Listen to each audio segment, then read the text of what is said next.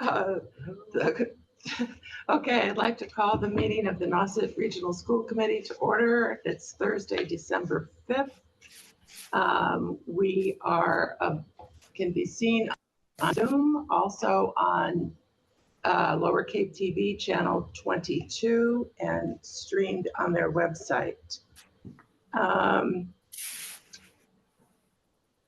What else do I have to say here? I've gotten, oh yes, as required by the open meeting law, we are informing you that the district will be videotaping this public meeting.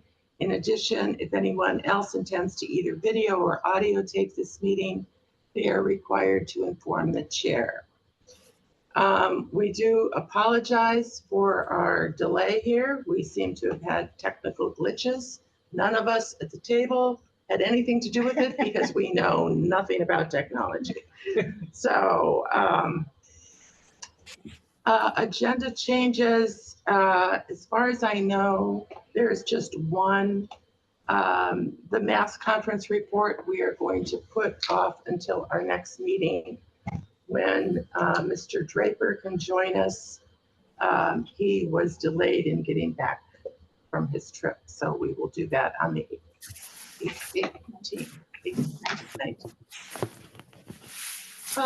Okay, and no other changes. No other changes. Okay. All right, so we're ready for public comment. If there's anybody out there in the audience that would like to participate in public comment, you have 3 minutes. And under the open meeting law, I just want you to know that the committee is unable to reply, but we will certainly listen to what you say. So if there's anybody there to speak under public comment, you need to raise your yellow hand. Okay, Laura, can somebody bring Laura Baghetti in? Okay. Oh, you can? I don't have that ability. Oh. She's in. Hi, can you see me and hear me? We can hear you. Okay, it's pretty dark. I'm in the car. Okay, Oh. that's fine. I'm in the car. Oh, and there we it's can see weird, now. but okay. You're not driving, are you? No, I'm stopped. I'm actually at the middle school, picking up my daughter. So, Okay. So, but hi, thank you for having me again and giving me the opportunity to speak tonight. I'm here once again to speak on behalf of the 8th grade students, including my daughter, regarding the ongoing issue of canceling overnight trips. As you may know, the 8th grade trip to Boston has now been canceled, leaving these students without any overnight trip at all. When I spoke here previously about the cancellation of Washington, D.C. trip, I advocated for maintaining the tradition and ensuring these students have the same opportunities as those who came before them. Unfortunately, it seems my concerns and those of other parents were not giving the weight they deserved. The decision to change the destination to Boston was made with minimal discussion or apparent hesitation based on the rationale that a Boston trip would be more inclusive and better attended. In reality, only 40% of students signed up for the Boston trip. Why? There was little promotion or excitement generated about the trip within the school community. Many families felt the cost, similar to Washington, D.C., at $850 did not justify a trip to a destination they could visit independently for much less. Without clear communication about the trip's itinerary or benefits, it seemed destined to fail from the start. I can't help but feel this outcome was predictable, if not intentional. As Principal Cohen mentioned during the last meeting, it's not really about the destination, it's about the unity of the students being together. Unfortunately, that sentiment did not translate into enthusiasm or support among the students, families, or the administration. I am deeply disappointed. More importantly, I believe our students have been let down. They were asked to fundraise with the understanding that those funds would support overnight trips, but these promises have not been fulfilled. I would like a clear accounting of where their fundraising dollars are going. Additionally, I was informed via email from the principal that other schools are dropping their overnight trips altogether.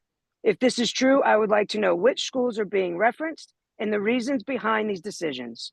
Are there logistical, financial, or safety concerns? If so, why weren't these challenges communicated to us parents in the process? Clear in the process. Transparency is critical if we are to understand and accept such significant changes to longstanding traditions. I understand that overnight trips are difficult to organize and run, but I also believe that we should not shy away from challenges. As a parent, I teach my children to persevere, to follow through on commitments, and to trust the adults in their lives. When decisions like this are made without adequate communication, it undermines these lessons and erodes the trust in the system. I'm here tonight not only to express my sadness and disappointment, but also to seek real answers and real solutions. These 8th graders deserve the same experiences that so many before them have had. I urge the committee to reflect on the impact of these decisions, not just on the students' immediate experiences, but on their trust in the school system. Thank you for your time, and I hope we can work together to ensure the future classes are not left feeling the same sense of loss and frustration. And on top of that, I am a school committee member myself, and I am a little bit ashamed of being a part of this system right now. So thank you for letting me speak. Okay, thank you. Thank you, Laura. Okay, Yeah. is there anyone else out there that wishes to speak? Raise your yellow hand. Can you see? I can see, hang on, there is one. Rachel Utilier. Rachel, can we bring Rachel in, please? She's muted. Rachel, you'll have to unmute yourself and speak so we can find you. There she is. She's on my screen. Rachel, are you there? She's still muted. You're muted, so we can't hear you. I'm sorry, can you hear me now? Here you are. Okay. Rachel, welcome. Hi.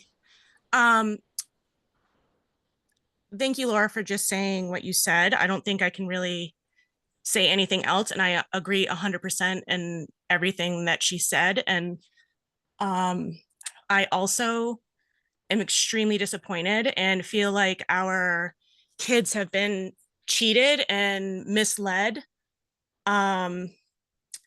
You're taking something away from them that altogether that they've all been looking forward to and fundraised for. Taking the time to also go to the craft fair and fundraise for their time to help raise money. Yeah, so I can't really say anything else that Laura didn't say. That I agree 100% with everything that she said. Also, my daughter is here and would like to say something quickly. She does not want to be on camera though, so I'm going to shut off the camera. But she would like to say something as well. She is an 8th grader at the moment. Great. She does not have to be on camera. I would rather not be on camera also. She has to be on camera? No, she doesn't. I don't. No. Oh, okay. Not at all. Here she is. Hi, I'm Natalie. As my mom said, I'm an 8th grade student, and so when I first got into the 8th grade, I was expecting a class trip, and so when I was told that the DC trip was canceled, I was disappointed, but then I got a little bit more excited that we're going to do all that fun stuff at Boston, only to figure out that that was also canceled, which I find quite unfair because the only reason it was canceled was because that a lot of the students didn't sign up, and I think a lot of the students didn't sign up because of the fact that we weren't going to DC in the first place. And everyone's really upset about that. And I'm speaking on behalf of the 8th grade body, student body, when I say that I find it unfair that you made the decision that you did when you that you didn't consider the students, and you misled all of us when we were told that we were getting an 8th grade class trip. I really hope that you guys reconsider your decision on canceling the overnight trip, because day trips won't match the experience we would have had if we went on to a overnight trip. And as Laura said, I believe I spent over 6 hours at the craft fair this year, because I thought it would fund my class trip and help out. And I also sold a lot of wreaths to family and friends that thought that it would fund my class trip, but it turns out it isn't. So I find it really unfair, and I really hope that you guys reconsider your decision and you allow us to have the experience that you have let other 8th grade trips have. Thank you. Good job, honey. Thank you, Natalie. Okay, is there anybody else out there in Zoom land that would like to speak? Seeing none, okay. Thank you, Laura, Rachel, and Natalie. We will close then public comment and move on to the consent agenda. We have gifts, grants, fundraising, and approval of minutes. Is there any questions, comments on the consent agenda? So move. Yeah, so Accept what? Oh. Second. So the only thing that I would like to note is that there was an extremely generous donation to the middle school music program. And I don't know that the individual wants to be named, so I won't name it, but it was an individual donation, extremely generous. And we are very, very thankful. The music program is a great program at the middle school, and this is going to, it will be well used, I'm sure. So we have a motion and a second, no more discussion. Since we're Zooming, we have to do roll call vote. So we'll start with you in Zoom land. Catherine, how do you vote?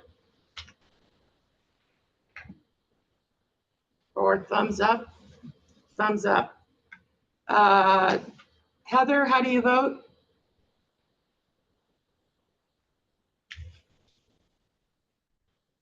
Heather, are you there? Thumbs up. She just Just thumbs up. Maura, how do you vote? Do they not have audio? Oh, we heard them. They're just not. Not able to unmute. You can't unmute? All right. Tom, how do you vote? Yes. Carrie? Yes. Judy votes yes. Chris? I vote yes. And oops, and Katie, Should be right back. we have, Katie's checking on the, Katie's checking to make sure that you can all unmute yourself. Catherine, can you unmute yourself? No? You locked them out? The technical difficulties continue.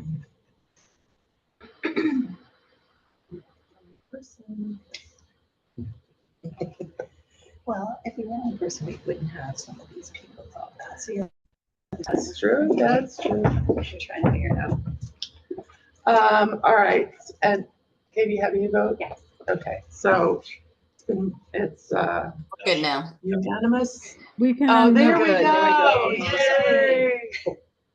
Welcome. All right, so we go on to priority business. Our student representatives. I saw somebody, Annabelle. There you are. Annabelle and Savannah. are And working. Savannah, who can ever get in first? Annabelle, can you unmute yourself? Say no. Yes, there we go. Oh, There here she she is. is. It won't let me start my video. Oh, well, It says the host has stopped it. The host has to be able to share, has to share. Share screen. all right. You can start talking. Okay. We can hear you. I hope you all had a great Thanksgiving break with your friends and family. It's great to be back on school committee again. And Try unmuting yourselves and try turning on your video now. She is unmuted. Oh, now she's No. muted. Now Unmute. try Unmute yourself. Yep. unmute Annabelle. there we go. There we There she are. is. Hello. No problem. So I just wanted to start off with saying Nauset's winter sports started this past Monday, most sports with afternoon and evening practices at various locations like Charles Moore Arena, Willie's Gym, Nauset High School Gym, and the outdoor track. I have swim practices 2 mornings a week and 3 afternoons a week at Willie's Gym. It's great to be back in the pool with my swim team again, and I'm sure many other athletes at Nauset are also glad to be back with their teams again.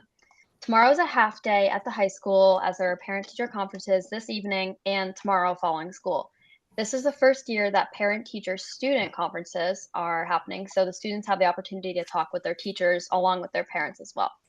The Nauset Green Club is hosting a clothing swap, and that actually happened today in the cafeteria at the high school, where all the students and staff bring in clothing and can switch theirs out with others they find.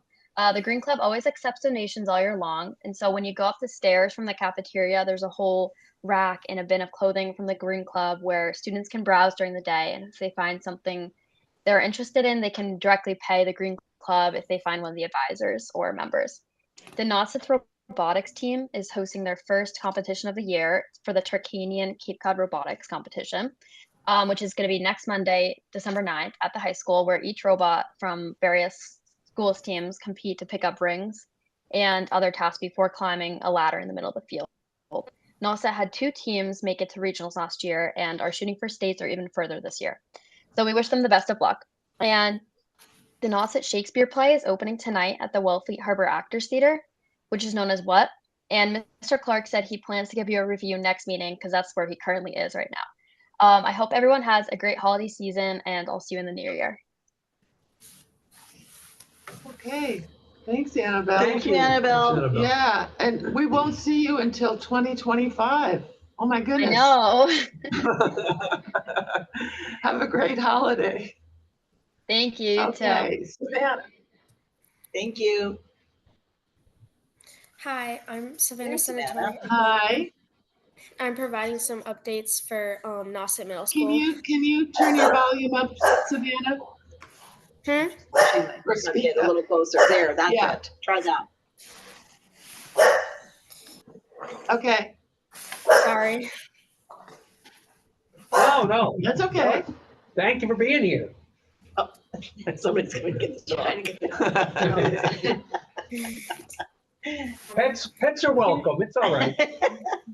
We've been doing lots of fundraising for the National Junior Honor Society trip in January to Chicago, and we had a pasta dinner night sponsored by the Lost Dog. We had a bake sale at Churro Vineyards, and we have another bake sale this Sunday during the Yarmouth Port Stroll. And winter sports started this week, and basketball trials are also this week.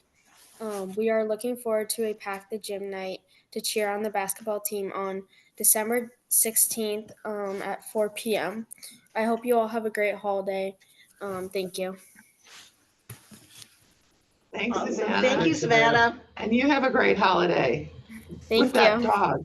You can bring the dog in January. We can see. Thank you. Okay, Happy thanks. holiday. Okay, now we go on to B, our Director of Food and Nutrition Services, Sue. There she is. I'm here. Can you hear me? Hi, Sue. Yes. Hello. Oh, awesome. So I did have some pictures, but they're not here. But basically, I just want to piggyback on, I guess Mary Ellen came last month. I told you a lot of stuff that we've been doing in the schools around food service. I have to say I'm very excited. This is the first time next week we'll be fully staffed since before COVID. So this is very exciting for us. We've been doing a lot around farm to school. We have teamed up and partnered with Hillside Poultry in Truro. So we've been serving some local chicken. That'd be great, Arlen. So we've also have done local sourcing. So we've done some training. So this is some photos. It's just real quick. We did a training with Chef Liam, who's up in Wellfleet. With all the staff, we learned how to make sauces from scratch. So everybody was able to go to Nauset High School, the new brand new kitchen, and did some training with, they learned how to make pickles from scratch, sauces, all kinds of different things that we're starting to incorporate into the menus. You can go next. Pictures are okay. So this just shows you that everybody was working together, doing some some training all at the high school. There's just some more pictures here of them. So at Nauset Middle School, we're fully staffed. So they're done some great stuff there. We've been serving local chicken, we did East Ham turnips in all the schools. We did some local butternut squash for Thanksgiving dinner. We're doing some taste testings. Yeah, so this just goes just some there. Some fresh fruits and vegetables that we're serving, DOD fresh. What's the next one? Just gives you an idea of some of the food that's being served. They're doing a great job. And obviously at the high school, we're fully staffed. We have 5 people now working there in this beautiful, awesome kitchen that we have. All the nice equipment. The kids are liking it. We have a salad bar. Tanya, who's the new manager there, is doing a great job. This just kind of gives you an idea of some of the stuff that we're doing. Homemade pizzas, Taco Tuesday, salad bar. We have in one of our grants, we have a nutrition intern that's going to help start doing some taste testing. We're doing on a Monday and Wednesday next week at the middle school. Some recipe development for breakfasts. Doing a lot of farm to school. And as everybody knows, lunch is free permanently in the state of Massachusetts, which is awesome. So thank you, Alan. Those are the pictures that I just wanted to show you some of the stuff that we've been working collaboratively together with some other people, some other communities, and some great stuff going in the kitchens. I don't know if anybody has any questions about the lunch program, because we're just doing some great stuff. Yeah, just a couple of quick comments, Sue. So it's lunch and breakfast for Massachusetts? Yep. Thank you. And, so I just want to say too, you've done some great work with Mary Ellen Reed, and I just commend you so much. Your managers and your staff are working overtime to be innovative, creative, bringing fresh foods. And I think one of the things I've noticed, I certainly noticed over the last 4 years, is just the number of times you try to build relationships or successfully with local folks to bring in local foods to our kitchens. Like you were talking about the turnips, and I was giggling thinking, yeah, we probably all know where the turnips came from, Yeah. Like I'm so appreciative, Sue, of everything you do, and I just know how hard you work. And the fact that you can say finally, I think this is the first time that I know of that we have been fully staffed in my time. Like we just have had such a struggle. And Sue, I've watched you run around this school district, all of the NPS schools, filling in here, there, everywhere, wherever you've been needed. And you've just been, you've been our nutrition services hero. And I just thank you so much for everything that you do. Thank you. We appreciate it. Yes. And the staffs and the managers do a great job. They do. Yeah. Yeah. Awesome. Thank you, Sue. You're welcome. Anybody else have any questions? questions or? I just want to know, so do all the schools have the hydroponic lettuce now? Yes, every one of them. And I was at the high school today, and so they have they have 2 there. One that's gonna be harvested in the next couple of weeks, and they started the other one. So yes, all of them will have that, all the hydroponics in them as well. Which is awesome. Great. We get about 25 pounds a month. Yeah. 25 pounds a month? Yeah, Really? from one tower. From one tower. Well, maybe I should. New side Yeah, business. it's a great So learning. I have a totally trivial question. Sure. What do you think the most popular item on the menu is? Taco Tuesday.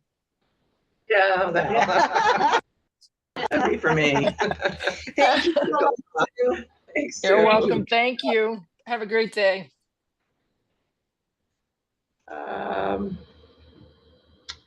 Okay, the next we have a high school overnight trip request, but is it this one pager? I think the teacher is online tonight, is he not? I am, yes. Yes, thank you. Brett, I was going to say, Brett, okay. Yes, you're here to speak to that. Is that correct, Brett? I am, yes. So fill us in and tell us all the details. Absolutely. So my name is Brett Labonte. I work at Nauset High School. During the day, I also coach football and baseball. I'm the varsity baseball coach. Over the last year or two, I've made a relationship with a baseball coach, another high school coach who works at a school in Brooklyn, New York. And he invited us down for a weekend, end of March. It would be, we're going to do a little jamboree with them and another team from New York City, another city championship team. Really, the whole goal, we're hoping that we get a chance to play on the Brooklyn Cyclones baseball field. It's a minor league baseball field. Trying to give the kids a experience that maybe only a kid that might go on to play in college will get. I played 4 years of college, and the trips were maybe the best part of being on the team, going to Florida and stuff like that. So trying to give some of these guys that work really hard that might not play at the next level a chance to go see a new city, play a different type of team, play on a beautiful field, and get, a weekend with their buddies in New York City. So that's kind of most of it. There's a competitive edge to it. Two very competitive teams that both played in city championships at Yankee Stadium last year. They're hoping to come to us next year. So we're trying to make it kind of like a tradition where we go to them, they go to us. Great school, John Jay High School, I think, or John Jay Prep. And if it's not at this field, we'll be playing at Lafayette High School, which is another beautiful school in Brooklyn, New York. The trip will be funded by us. We're going to pay for it out of pocket. Really, the hope is to take the vans. I talked to John about me and my assistant coach, who are both on the list to drive the vans, to drive two of the vans out there. We have a small team, 14, 15 kids. The pricing that I had a month or two ago might be a little different now, but it was going to be about $200-300 a kid. I had talked to all the kids. I had put it out to parents and said that, this is the plan. This is the idea. A lot of positive feedback. The kids are really excited about it. They come up to me almost every day asking me if I know what's going on yet. I tell them I got to do my presentation shortly. But I think it would be great for them. I have 15 great kids, 30 really, if you count the whole program, that work really hard and trying to give them something, that most other schools around here don't get. Do you have a date, an exact date for this? Yeah. Yep, I do. So there would be no school. Sorry. I'm sorry, go ahead. There will be no school missed. We would leave Friday after school, and Friday night, Saturday night stay. Sorry, I'm just looking for the text conversations with the coach.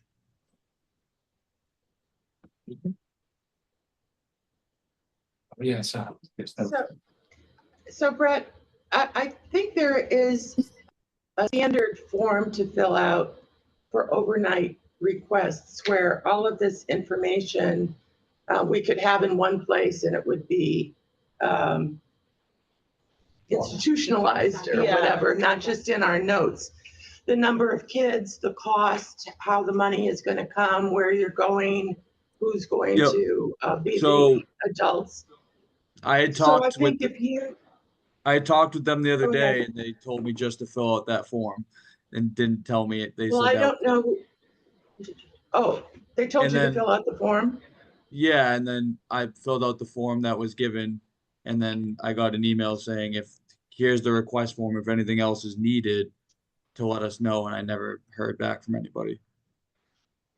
I have that email right here. Well, we didn't get the request form. So you know what, Brett, we can look into this. I know Arlene, you're listening here. So Arlene, make sure that Arlene is my administrative assistant. Can you make sure that Brett has the appropriate form and that it's filled out appropriately, and we can, because you don't have to have this approved tonight, right? So we can have it approved once the appropriate paperwork has been done and we know who the supervisors are and that kind of thing. So we're meeting again in 2 weeks on the 19th, and we will put it on the agenda then. And I don't foresee any problem. It sounds like great opportunity. It does. It sounds like a wonderful opportunity. And it's, other than the Yeah, fact no, that I'm sorry because we had said there's a email from Wendy. She had sent it out saying here's the paperwork and if we need anything else to let us know, and we didn't get anything back. So that's why I didn't. I would Okay. have done more. So we can, not a big deal, Brett. Yeah. We can follow that up tomorrow and just make sure that you've got everything. Because the committee has to have certain things in front of it before it can approve it. Makes sense. So just bear with us and we'll make sure that we get that from you for next time. yeah, Sounds Okay? good. and we'll definitely Thank have it on the agenda. Plenty of time for March. Yeah. Yeah, you for Sounds taking great. initiative. Thank you so much, Brett. Sounds You're like welcome. a trip. Have a good night. Thank you guys. I appreciate it. You too. Thank you. Thanks for staying with us. Okay, we'll turn in form. Okay.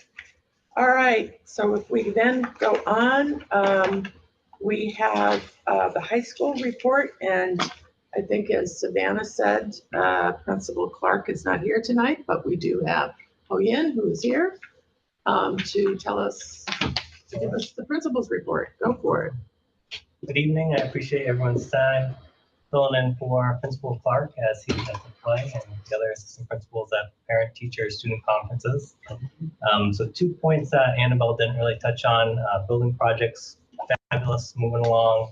Kids are adjusting to the new routines, faculty as well, seamlessly, which is awesome. Everything that you want to see in education. We've started the conversation both with our staff and our ILT team with graduation requirements, working with Kristen Anderson, and from now until late winter, early spring, we'll kind of wrap that up and then have a proposal for you folks to look at. Tonight we have some student voices. I hope they're on there, looking at after school clubs and activities. Okay. It's essential in terms of high school experience. We know positive things happen after school in terms of students' connectedness, academics, attendance, and practicing all the competencies of the profile of the graduate. So we have 3 different clubs. We have Model UN. Great. We have Green Thread, Green Club, and we also have Chess Club. Okay. We have about 20 and rising number of clubs, and we're going to talk a little bit about what they do. Perfect. Okay, who's up first? Who's here with the Green Club? Chess Club. What was the other one? Model UN? Model UN? Is anybody else there? Relying on Mr. Aisley. Yeah. There's no hands up. I'm not sure. Raise your hand if you're here to speak about. We do Sage Hathaway. Sage That's Model Hathaway's UN. there, yeah. There's Sage. There Yeah. we go. Awesome. Unmute yourself. And Hello. There. there she Awesome. is. Okay, Sage. So Model UN is a club where we step in shoes of ambassadors of different countries to discuss plans that are made in actual UN meetings to resolve global issues like global warming, gender discrimination, things like that. So far this year, we've gone to 1 single-day conference in Boston and a 4-day conference at Princeton in New Jersey. And we also plan on going to the National High School Conference in New York City and hopefully holding our own at the high school for middle schoolers from NRMS in charter. The Nauset Regional High School Model UN members would hold leadership roles within this conference, including the president who organizes and runs the entire conference and the chairs who direct each room of delegates. All conferences are optional, and it's a safe environment for competitive students to better their writing and public speaking skills. It's also a fun social activity because we spend a lot of time with students from other schools and even other countries, but most importantly, anyone can join at any time and is a great experience for those who choose to. Awesome. Great. So did you do Model UN before? Yeah, I did Model UN for a year in middle school. Did you? Awesome. Mm-hmm. This is great. Great report. And Thank you. You're going to Chicago. No. New York. It's going to New York. Oh, New York. Yeah. Chicago is Honor Society. It's tough to keep track. Get all you kids and stuff. That's why we need forms. Exactly. All right. Thank you so much, Sage. Sage, how many people are involved in the high school program? Just out of interest. I think about 10-ish. Excellent, excellent. Mm. Good stuff. It's a great experience. All right, and when is the trip to New York? In the spring. Okay, great time to go. Thank you. In February, thanks. Thank you. Thank you very much. Good stuff. Olivia Richards is on. For the Green Club, Olivia. So she was up a minute ago. Here she is. She's here. Unmute yourself if you would. Is it working?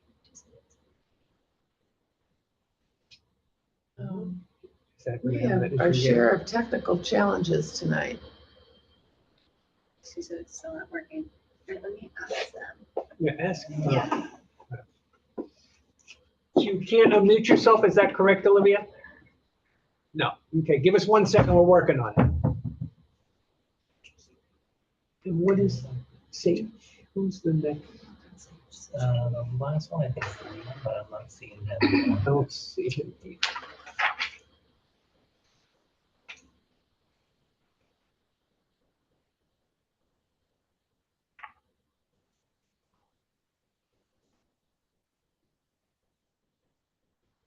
Hey, you're unmuted. Can you, Olivia, can you? I can't hear you. Though, is your volume up?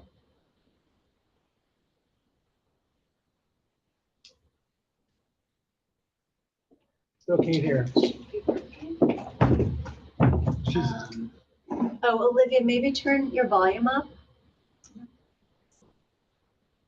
She's unmuted now. Yeah, so she's.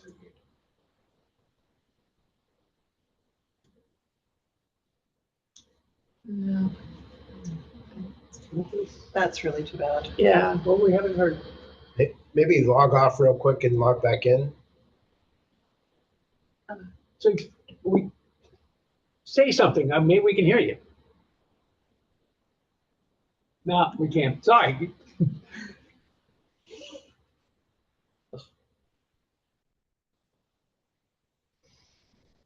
So, Jess? I think the last one's Liam. I'm not seeing him on there. I do not see Liam on there. Liam Higgins, yeah. What's interesting is the cross-pollination between clubs, and then there's acting that some kids are yeah. It's really nice to see the multiple facets students are involved in. You know? So when we're talking about the clubs, these clubs and activities, this is a very nice write-up on them, actually. Is this up on the website?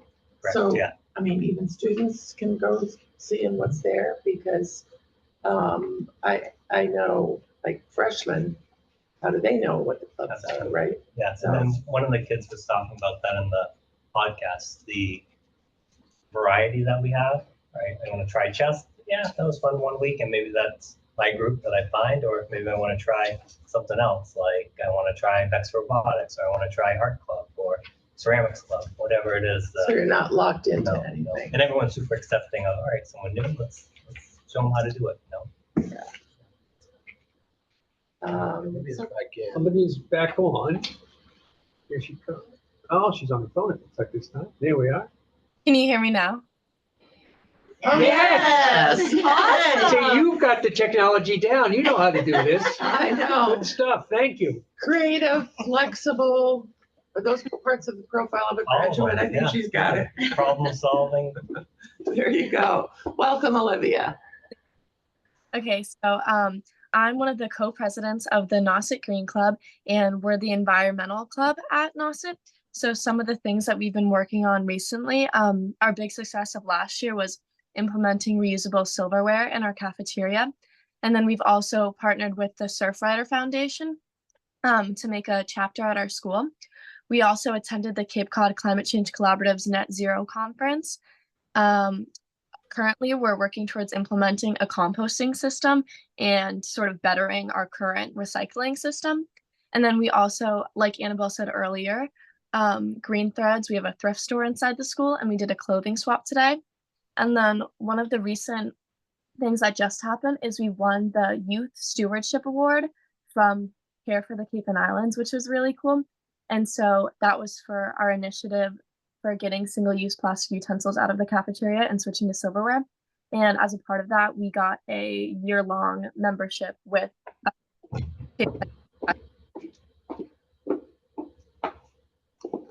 Can you say the name of this group again? It kind of You got your went off. you got the membership too? yeah, to Cape Cod Young Professionals. Young professionals. Yeah. Oh, cool. Good. Very good. All right. Always good stuff, the Green Club. Question, where did the silverware come from? Do you guys have to purchase it or? So originally we were working with Care for the Cape and Islands to get it free from an organization that wanted to donate it to us. But eventually the cafeteria just ended up using their own silverware that they were able to get. We already own. Oh. We could donate it, we donate some. We already, may I? Yeah. So do we already owned our silverware? So Yeah, now they're yeah. using it? I think they might have like found it after the construction or something like that. I'm not really sure. But we also back up. They were sorting through all those boxes. But that's great. And also with the new cafeteria, there's great dishwashers, and so Yeah. you can reuse all of this. So what a great idea, and good inspiration for you to help them find keep opening the boxes until they find the silverware. That's awesome. Yeah. Nice work. I know that a lot of towns have been concerned about styrofoam and plastic and things like that. So whatever you can do in the schools might be a good model for some of the towns. Thank you. Yeah, thank you. That's great. So in your composting program, you're composting all the food scraps? So we haven't got it started yet, but yeah, it would be food waste, and we would also have to separate the liquids out of that. So we're still working out the logistics for it. Oh, good luck. It's a great thing to do. I always found it a lot of work, but they have energy a lot more than I have. That's for Worthwhile sure. events. Yeah. Okay. Thank you very much for coming and sharing that with us, Great job. Olivia. Thank you. Okay. Thank you. Thank you. Okay. Brooke? This is not for Claire. This is probably more for Claire. I don't know if you can hear me. Claire, can you hear me? Yes. So the fundraising has been approved, so there's no need for you to stay on.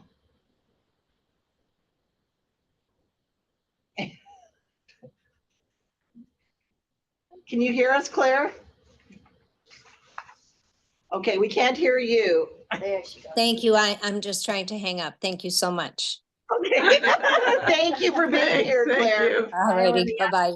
Hi, Olivia. All right. So we got through that. One thing on the graduation requirements. This was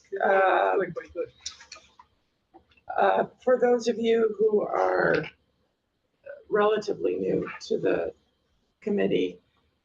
3 years ago, the school committee requested a review of the graduation requirements because they hadn't been reviewed for a while, and it's always good to do that. And we also became aware that our graduation requirements, we knew they hadn't been reviewed for a while because they do not meet the MASC core requirements. They meet the MASC minimum requirements for graduation, but not the recommended. So this has been a while in coming. Really glad to see that it started. Pat Clark did bring it up at the school council meeting last week, and there was a great discussion on it. And I think there's more than just the graduation requirements per se, because it's, are we going to have this? Why? And there may be things that are not a requirement if you put them further in the curriculum. So it's just, I think, a really good discussion that is taking place.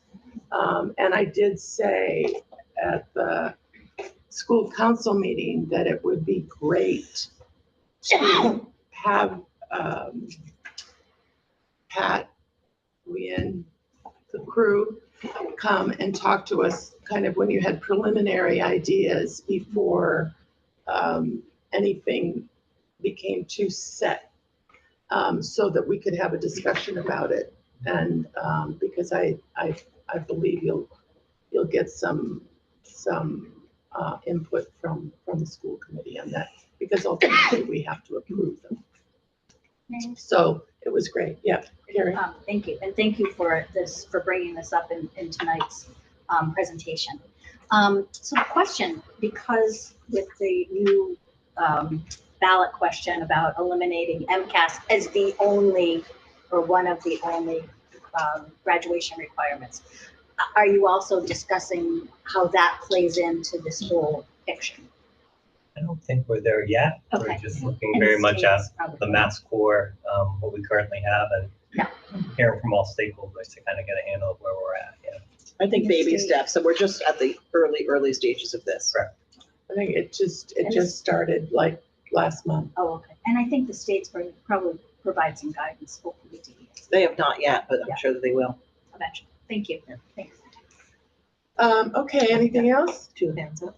Oops, Laura? Yeah, Jesse and I probably have our hands up for the same reason. He, I think, was also on the fundraising consent agenda. So you're all set, Jesse, if that's what you were here for. That was all passed. Was all good to go? Yeah, thank you Okay, for. so I just want to make sure I'm bouncing back and forth between conferences. Sorry, we didn't So I just want to make sure I didn't miss anything. You can stay for a meeting, though. Yeah. You don't have to. I'm hearing everything. I like to hear about all the clubs and everything. It's great. Okay. Yeah, thank you so much. I just want to make sure I was good to go and in the right spot and all that. Yeah, thank you, Jesse. Appreciate it. Thank you so much. Have a great night. You too. So Laura, did you have anything else, or was that it? That was it. Just trying to help him out. Okay. Chris? I just have a quick question. Who was the faculty advisor of the model you went at the high school? It's Anna Smith. Anna Smith is? Oh, she's on there. She's doing both the middle school and the She just started the 6th grade. The 6th grade? Yeah. Great. Okay. She teaches at the middle school, right? She's a paraeducator. Yep. Yeah, she doesn't need to stay on either. Times that correct? Well, maybe she likes us. No, I'm sure that. What is not to love about us, really? But, no, I'm enjoying the meeting. I'm enjoying the meeting. It's okay. Okay, Thank great. you. Well, we'd love to have you with us, Anna. Thank you. There are people out there that appreciate us. Of course. Or maybe not appreciate is not the word. Anyway, okay. So anything else with the high school? Okay, Peter, it's you. All right, so Brett Costello is here, hopefully without technical difficulties. She'll be sharing some information, but we wanted to share with you how we utilize data. There's a data platform that we use called Panorama, and it's really helping drive decisions. It's helping us catch in real time when students are either struggling academically, maybe have attendance issues, which are often correlated, or on the social emotional learning side of things, it also can track results from surveys and things like that as well.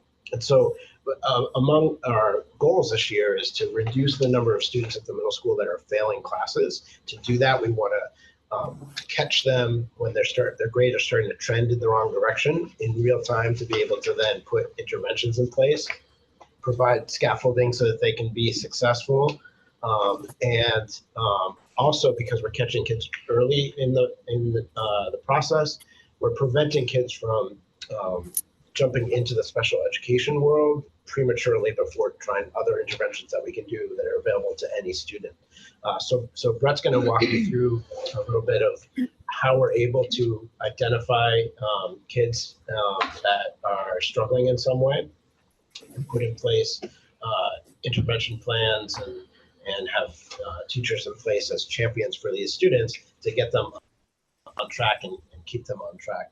So we have a better sense of kind of globally how students are doing, but also at the individual level, intervening for students to keep them on track, so that by the time they are sent off to the high school, hopefully we've been able to help them develop positive skills to be good scholars, good citizens.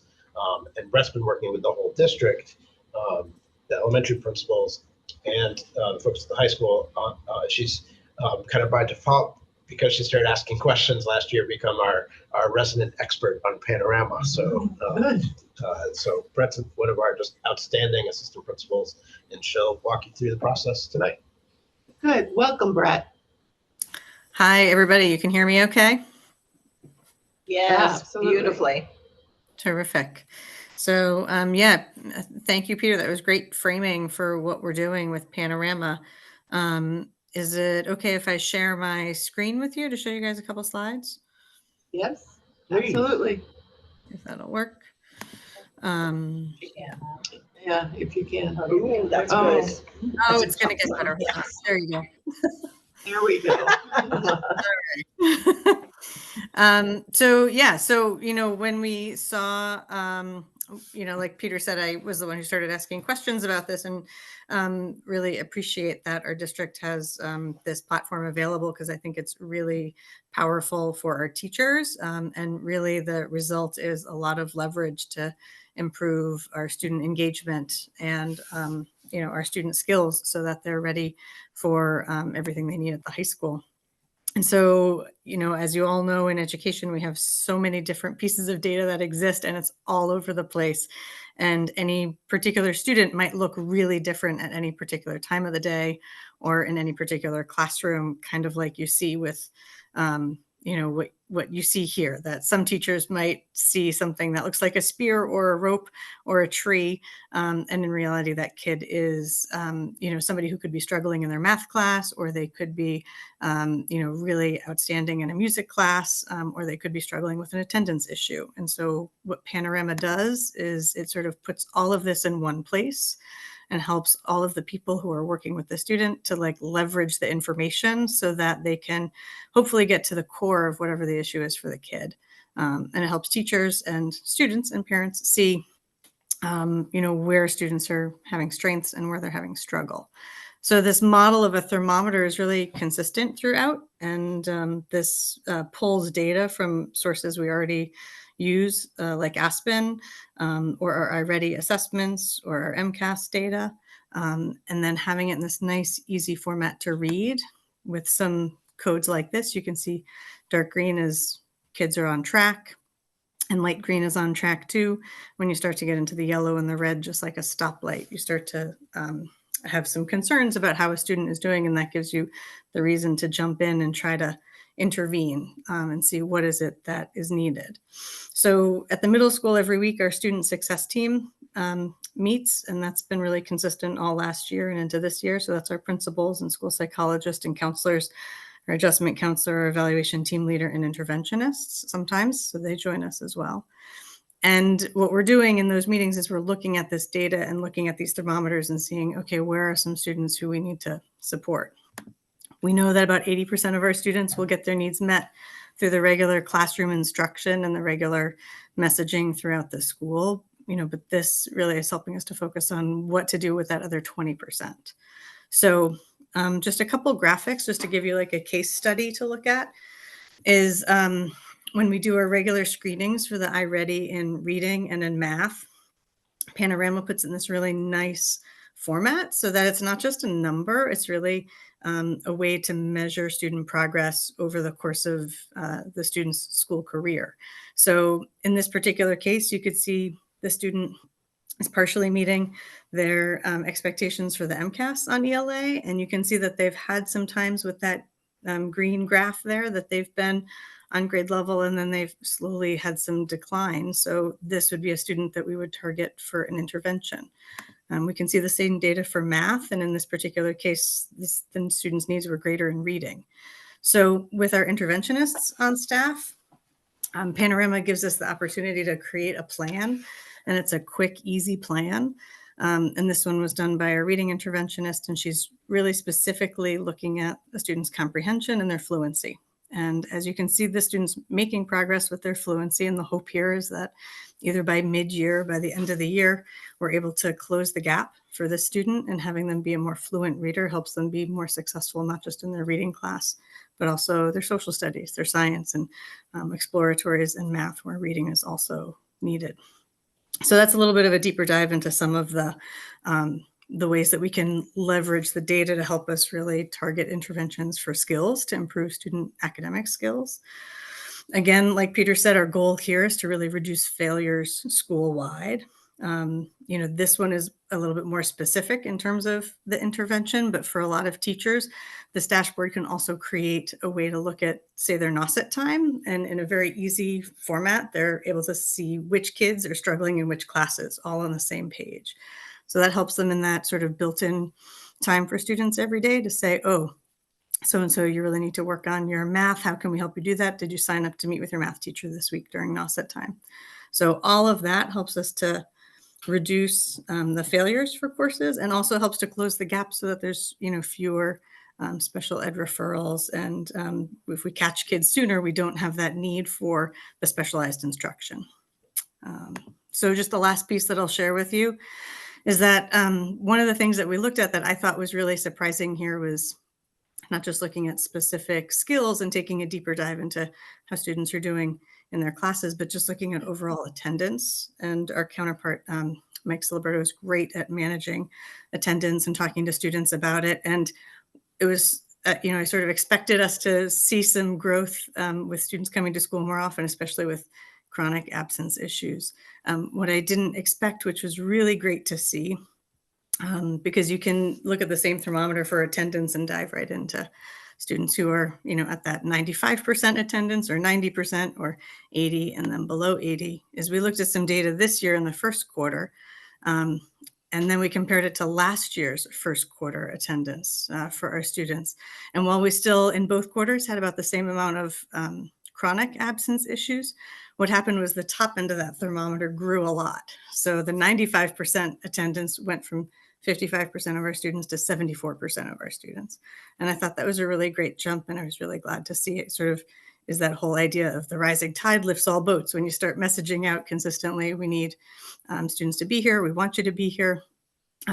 Positive reinforcements to celebrate quarterly perfect attendance, excellent attendance, staff attendance. When people are realizing that it's noticed what you're doing, then you usually see that nice growth where it improves. And so we hope that same piece will just tie right over into our instructional strategies, and we'll be able to catch that 20% that might not have met with success in the regular classroom setting, but we can help close that gap and get them back on track sooner. So again, it's all about the conversations that we're having. So we realize the first plan might not work, but we realize it at least gives us enough information to pivot in a more successful direction. And so we might have to try a second plan, but all of this helps us maintain a record of what we're doing and having good solid data collection so that kids from 5th to 6th and kids from 8th to 9th, we keep track of what was tried and what didn't work and what did work. And we have more consistent supports throughout, and hopefully use it as a way to also manage communication with parents so that parents are our collaborators every step of the way. So I'll kind of pause there, and you guys can have access to the slides, but let me know if you have any questions or any concerns. Brett, can you talk a little bit about teachers as champions? Yeah, definitely. So what's great is that any teacher can be a champion for any kid. So it doesn't have to be an ELA teacher or a math teacher. If there's a music teacher who has a good connection with a kid, it might be that music teacher who says, yeah, I'll meet with this kid once a week and check in with their grades, and we'll talk during Nauset time. And then they just make a note of how that conversation goes. And if they see kids making good improvements, and talking to the kids about what did you do to get that improvement, and that really helps them. The kids then can replicate that, not just in that class, but hopefully their other classes, and they're learning those executive function skills, and they're learning, the skills of reflection and applying their success in any area that they really need to focus on. Yeah, so we're seeing a big difference is the conversations that are taking place. Brett and I and Mike Siliberto, we attend grade level team meetings. And the conversations with the teams have really shifted this year, where when we bring up a student, we're not sort of taking that old school approach of like, well, we taught it, they just didn't get it. Like, go well, then we move on, that we're figuring out like what can we do to make sure that we're not leaving anybody behind, and that like we talk about this a lot, spoiler alert, like it's on us, the adults, to do something different if the first time we teach it, the kids aren't getting it. And so being able to look at this data in that color-coded manner allows us to pretty easily identify kids that need to have some of these interventions. Nauset Time is our advisory program, so each teacher has a group of no more than 15 students. So on a Monday, they can look at those 15 students. Most of our advisors will meet with each of their 15 students on a Monday to say, this week, here's the teachers you should access for extra help, or if they're on track, we give them other things that they can work on during that time. But it's allowing us to leverage the time we have built into the school day to keep track, because the attendance piece is really a key component as well, because there often is a direct correlation between attendance and achievement, almost like 1-to-1. Yeah, exactly. So, we can really zero in on some strategies for helping the kids, because those kids with attendance issues often aren't in a place after school where they're going to be able to really accomplish much. And so the more we can support them while they're with us in school, the better the chance for success.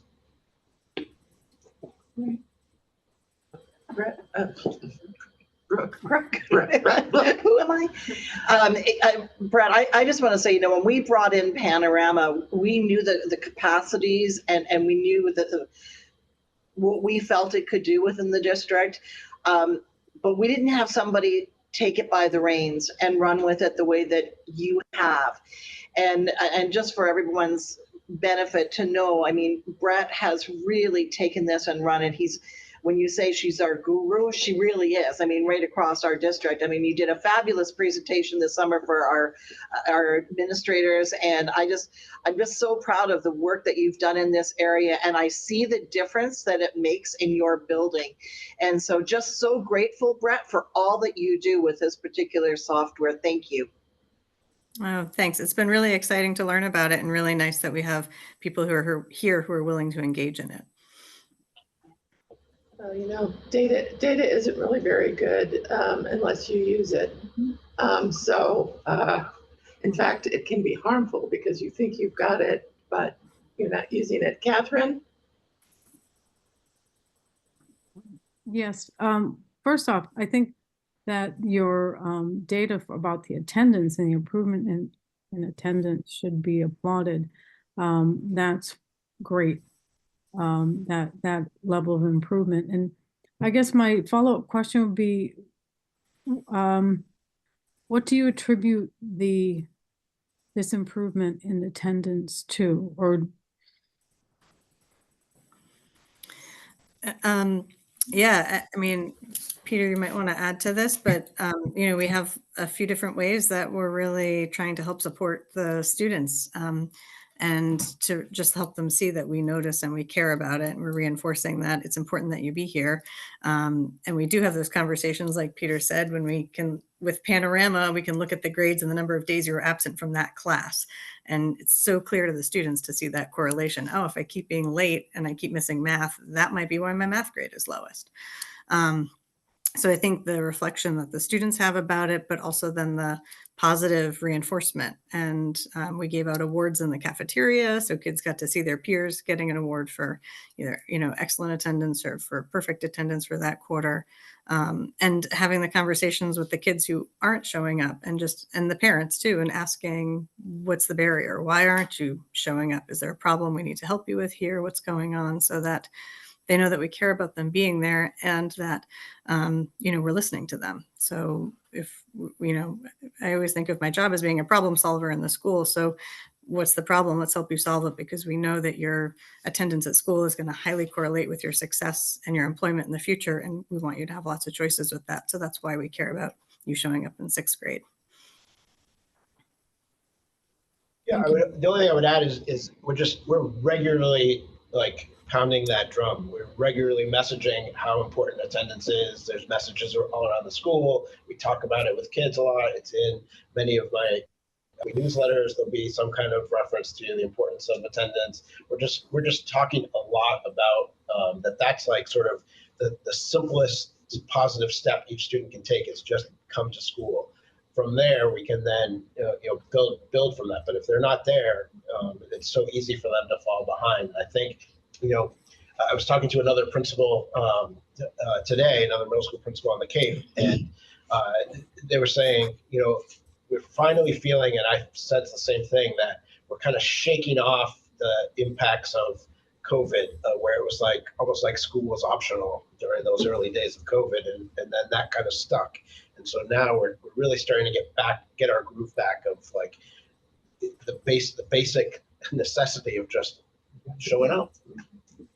How do you get parents involved in that conversation? Because I'm assuming a sixth grader doesn't school without the parents knowing they're missing school. So how do they get involved? Yeah, that's essential on both the attendance side and the academic side. One of the first steps has to be to loop the parents in and be communicating with them so that we're working together as a partnership. So Mike Soliberto has kind of taken on the attendance side of things. And so he, at the start of this year, went back to last year's data, and over the month of September had meetings with kids that struggled with attendance last year and met with them and their parents to set up like a success plan for this year.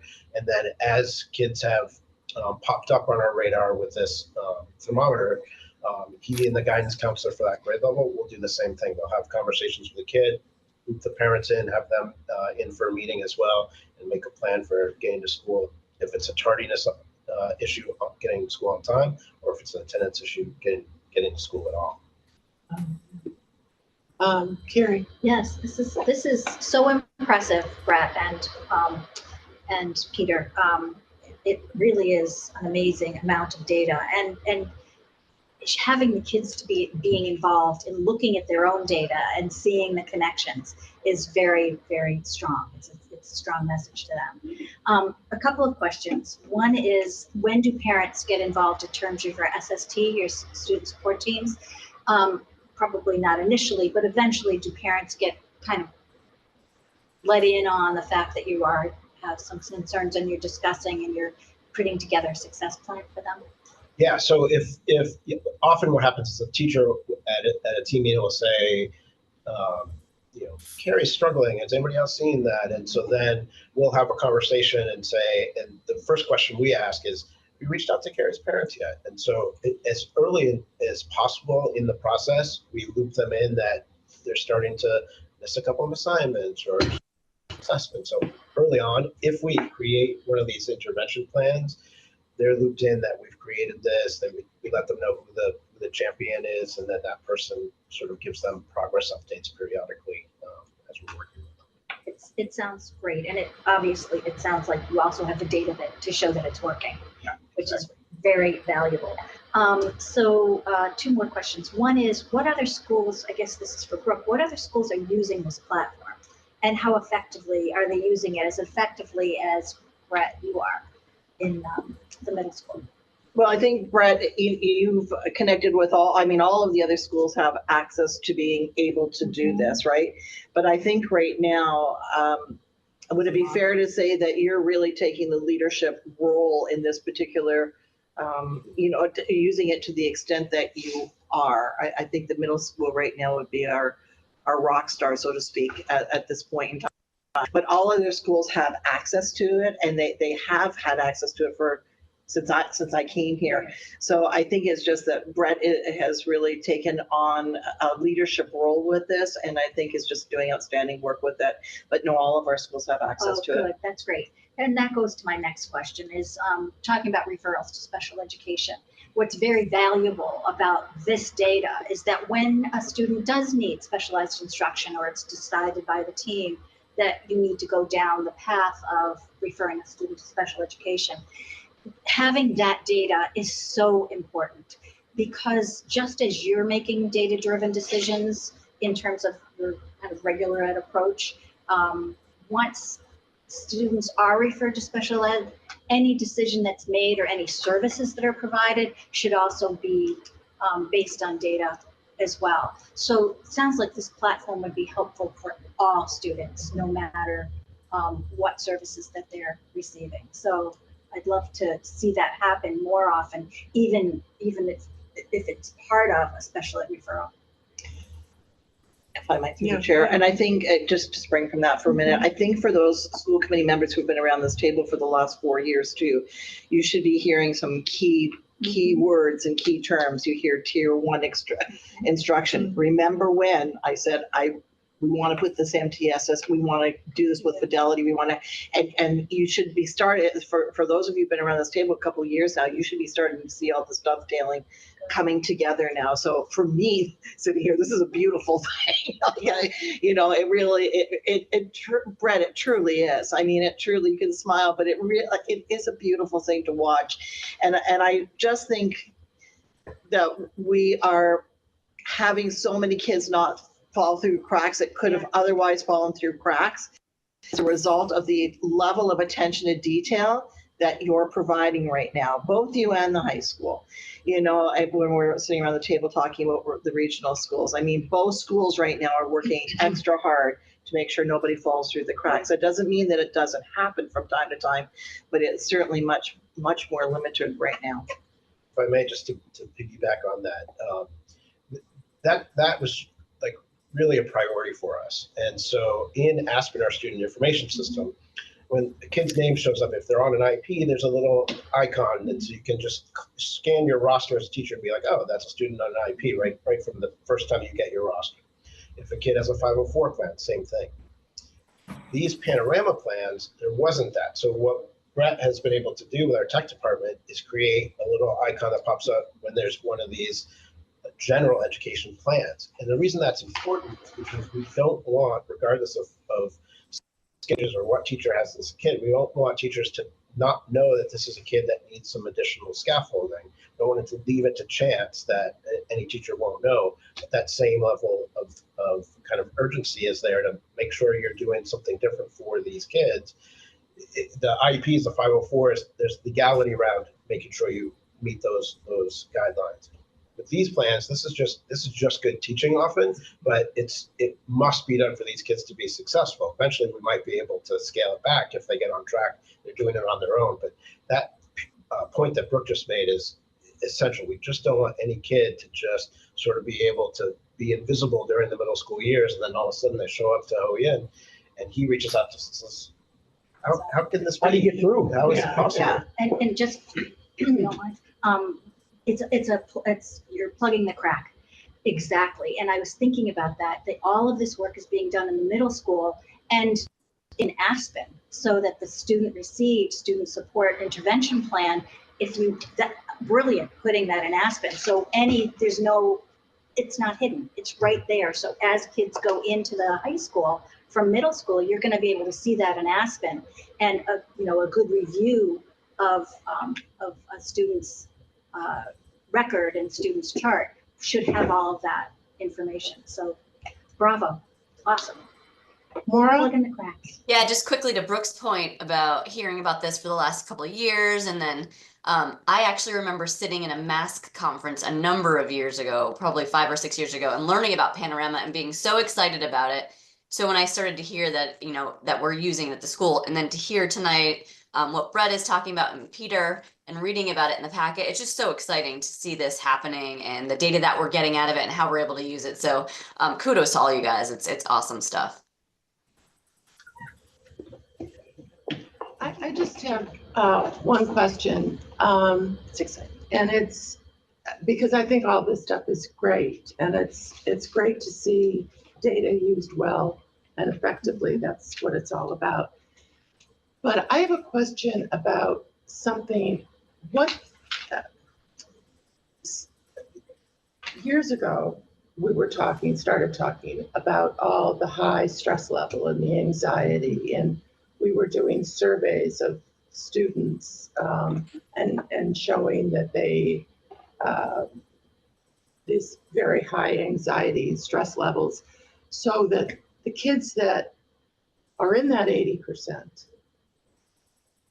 that don't show up on any of these things, they're getting the grades, they're learning, but they're having really high anxiety doing this.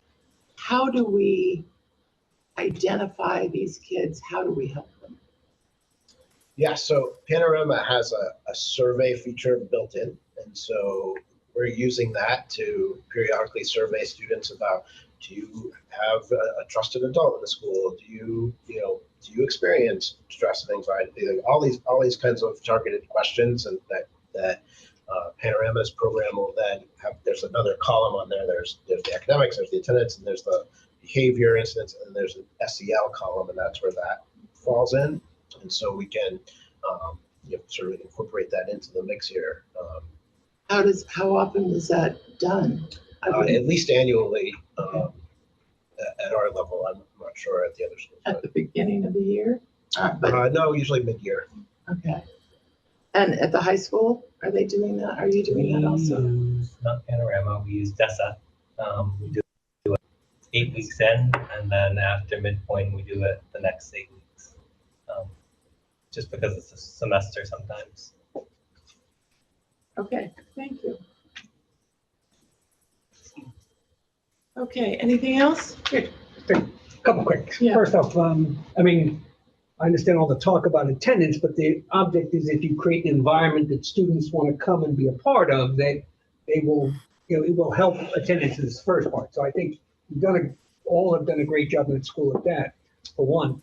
The other thing, I think the data is excellent, but I think one of the things it does is provide the teachers with the information that allow them to be more effective in the time that they spend. And that's kind of a critical tool. I mean, that's what the profession is about. And so that's part of what makes it such a good thing. It's a win for everybody. So it's good stuff. I'd like to thank you for the effort and the energy. It's good. Okay. All right, anything else? Well, I'd like to thank you for coming, and I will end this on just a little bit of a happy note. Just to note that both the middle school and the high school happens to be the chess club at the high school and the change makers. Do I get that right? At the middle school. Great articles in the latest edition of the Provincetown Independent. Very nice on what those are doing, and the Earthkeepers is the 7th grade course. Earthkeepers. It was on the Earthkeepers, change makers, but very good about experiential living and learning. It was just really, really nice to hear. You'd like to hear more about that. Yeah. And so I just want to not make it a negative, but I would just like to hear feedback, I guess, on this Boston trip. More just because we heard something on it, but it's not something that we should run away from. It's something that we should. Okay. It's not on our agenda. It is on our agenda. It's his report. It's something that's happening in his school. It's not a topic. It's the school report. It's not an agenda item. It's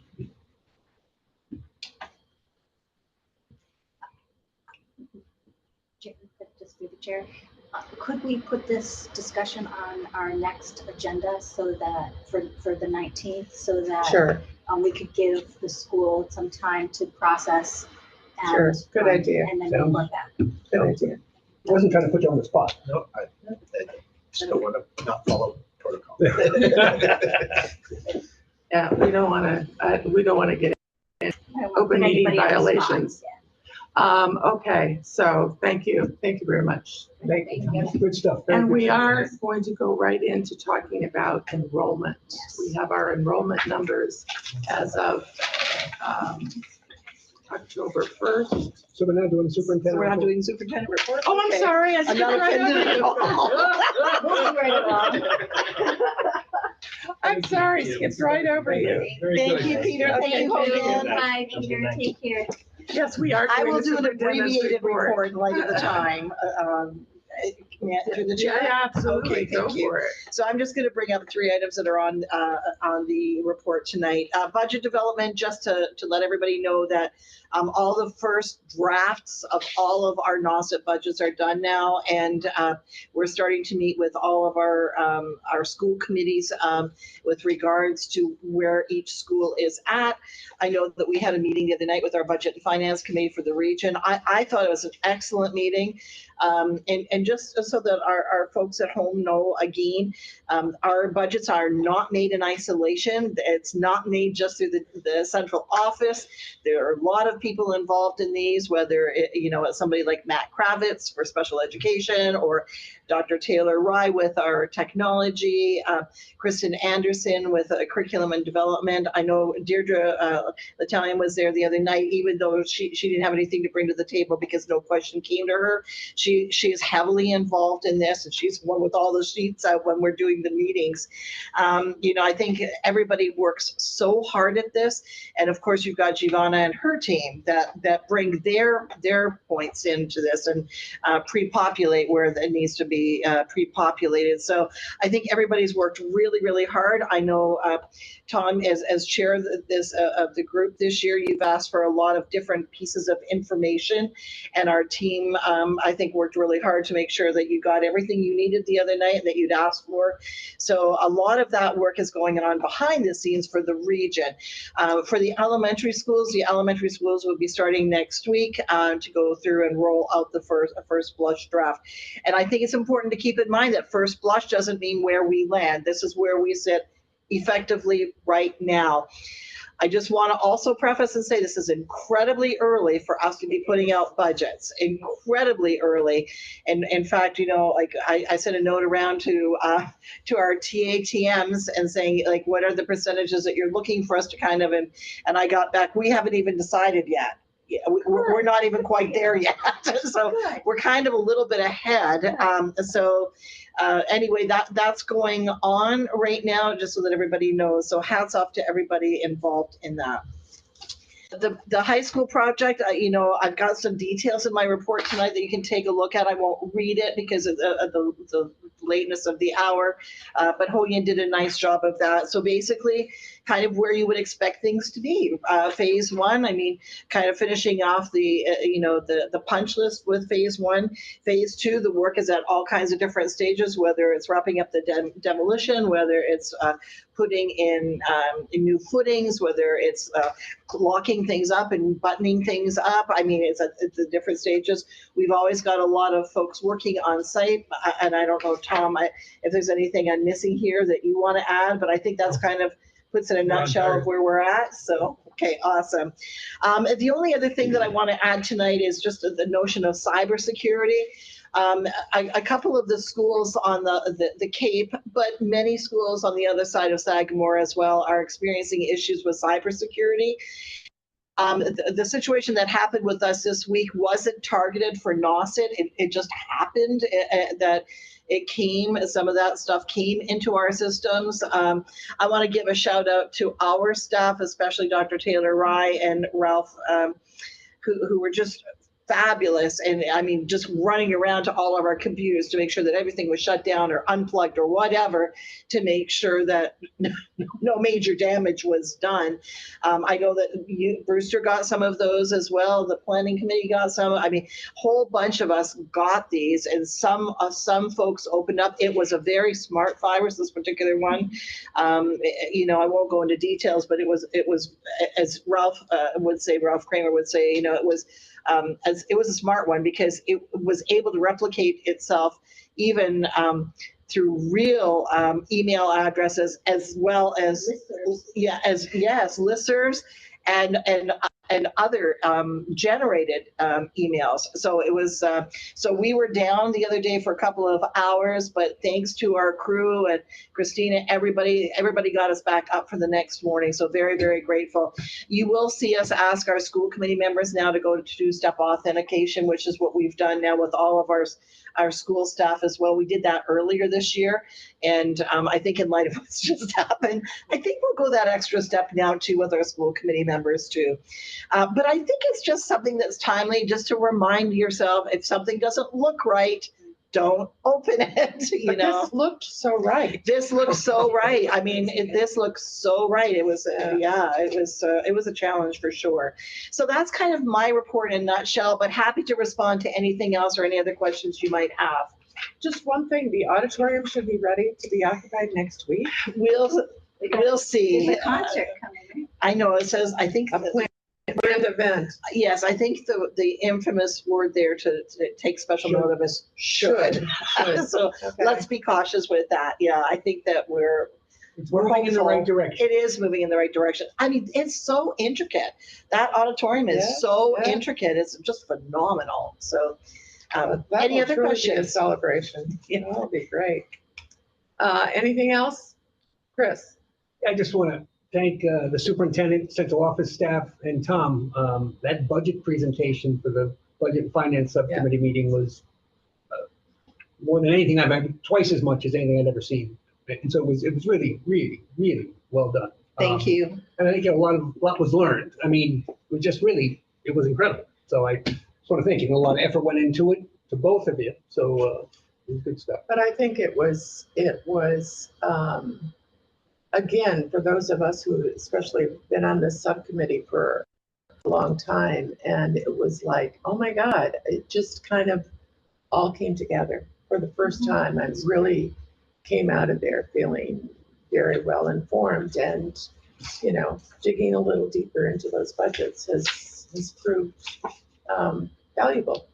I was going to say very fruitful. Yeah. And I think, you've got principals right now in place that are understanding their work and understanding how to budget and understanding how to shift, their thinking. And if they can put something together from over here to here, they'll do it, in terms of class sizes, or they are always thinking about class sizes, always, especially at the middle and high school. So I think our principals, and somebody like Pam Silva at the middle school, who's been helping out for years, and it was so nice to have her at the meeting the other day too, and she deserves kudos for the amount of work that Pam has put in over the years. So I would agree with Judy. I thought it was an awesome meeting. I really did. And thank you, Chris, for your kind words.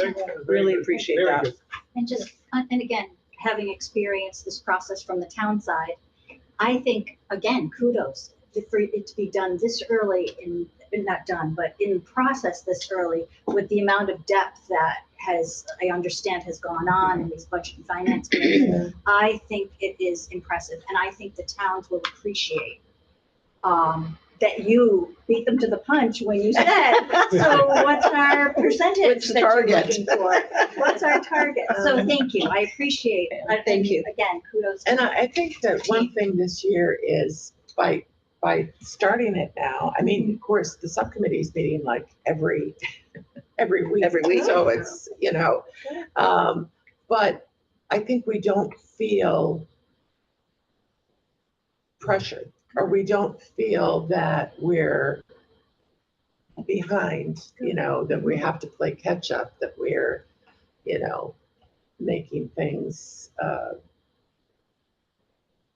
forcing things along. I think this has been really good. So it's great to have the time to review dedicated sessions in the middle school. This week coming up, we'll dedicate a session to the high school, and then the following week they'll answer all the questions we have. We can get closer to a final. That was a great suggestion on your part too, to separate them out and do session per session. And I think that's really nice too. We didn't get jammed. No. As you said, I always, we didn't feel pushed into a corner to make a decision. Which we have before, And I think a shout out to our FinCom members who joined us that night too. Yeah, we had 4 we had 4 of them there that night, and that was nice. And kind of once the meeting was over, they had their own sets of questions we were able to kind of deal with. So I just thought it was good all the way around. Yeah, good. Yeah. Congratulations. All right. Put the formula in for next year. Yeah. How did you Well, do I mean, that's still I a think process. a lot of what Tom is trying to do now is because we've done this so hit and miss over the years. We've gotten a little bit better at this, then we get a little bit better at this, but it's now trying to actually institutionalize it. Yeah. And we've got a calendar, follow it. So I think it's nice to be dealing with highly intelligent, motivated people who come to it prepared and ready to go and ready, willing, and able and well informed. Thank you. All right. Okay. All right. So our last item here is we have our October 1st enrollment data. It's all out there. It's there. Don't know if there's anything you want to say. Well, so actually, yeah, a couple things I think. So each community, it kind of sees its own different trends. I think, Wellfleet this year, we're seeing a little bit more of a dip, and, not quite as much of a dip, for example, in Brewster, not quite as much of a dip in Orleans. Like each community kind of has its own thing happening. But I do wonder, and I did talk to, I did talk to Judy earlier today, and I think sometimes, I've talked to her as we look to the person coming in behind me, and you say, okay, what are things that we can do to make sure that that person has what they need at their fingertips? This part we didn't talk about. This is Brooke saying this, but what are things that can help guide, facilitate with the real needs that are within the district for the next amount of good work that needs to be done? Because I feel that this administration has done some really, really good work. And it's a case now of kind of helping to set up and that landing strip for that next person, what else needs to happen. And I know I talked to Judy and Tom, Chris, you and I have talked about this too, about the business office. Like, is one thing that we need to do to have somebody come in and take a good look at for best practices? Is there another way that we can do this? Carrie, you and I have talked about communication. Okay, can we set up a plan here? Well, that plan could help us for this year, but I'm looking beyond this year and saying, okay, so what are those? I'm always looking for the through lines, right? And what are those? And so even with this, you kind of look and say, okay, our numbers is still down at the high school in general. So you say, are we meeting the needs of all of our kids the way that our communities want us to? And maybe the answer is yes. Maybe the answer is kind of. Maybe the answer is no. I don't. For some section of kids, the answer is clearly no, because they're leaving to either the charter or somewhere else. And so, is this an opportunity that's presented here that we look at this and say, maybe it's time now for us to take a little bit deeper look? I don't sit here tonight with answers, but I do, and this is what Judy and I were talking about earlier today, I do wonder, and I know she does too, is there an opportunity for us to create, and I don't have this to lay out to you tonight, but some type of an advisory group, or do we involve Peter and Pat in this as we're looking through that the horizontal vertical line, or whatever this looks like, and say, okay, are there things happening at the middle school, for example, that we should definitely be carrying over into the high school? For example, like one of the things that we're seeing a lot of success with is entrepreneurship, and on some of the courses that Pat has started in his reign. Do we do more of that? Like, are our electives working? Or are our electives maybe falling a little behind, and maybe we can bring some others in? I don't know, but I do think that there's a piece of that we might want to take a look at. I think it ties in with the graduation requirements. You know, I talked about that earlier. I know that's been out there for years. Since before I came, that this is something that we want, to say that we're not even meeting MASC 4, that's kind of years behind. Do you know what I mean? So it's timely right now, I think, for us to look at this. And maybe that gives us an opportunity to say, okay, what is our philosophy? What are our strengths? Who are we? I don't know that it all has to be answered right now or even this year, but I do wonder if this isn't the year to kind of start to take a little bit deeper look. I still think, and I know I've talked about this many times, I still think we'll see more of an influx as the school comes on stream fully. But is it a chance for us to just kind of stand back and just do a bit of a larger look and just say, are we what we think we are, or do we need to make some changes? So I just offer that up tonight for some thought. Happy to take whatever input your thinking is on this, and if you think it's completely unnecessary, that's fine, but it just seems to me that there's still a collective group out there that we are just not reaching. I think that just to follow up on that and our conversation, it's like reviewing the graduation requirements. There are a lot of things that just haven't been reviewed for a while. And I think that the enrollment issue gives us a chance to take a look at these things. As Brooke said, are our electives what we want them to be at the high school? Do we have a philosophy there?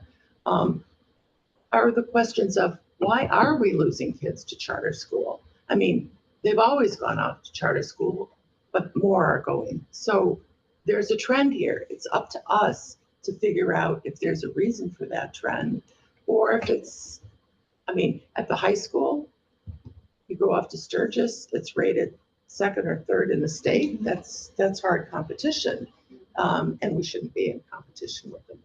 But we need to ask ourselves, are we the best we can be? And should we do more of this, as you said, or less of that?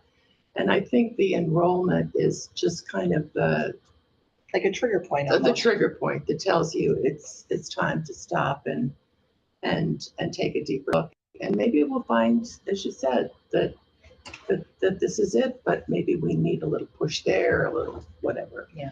So I think an advisory group, we've talked about it, I just think would be, I think it's time to have the conversation.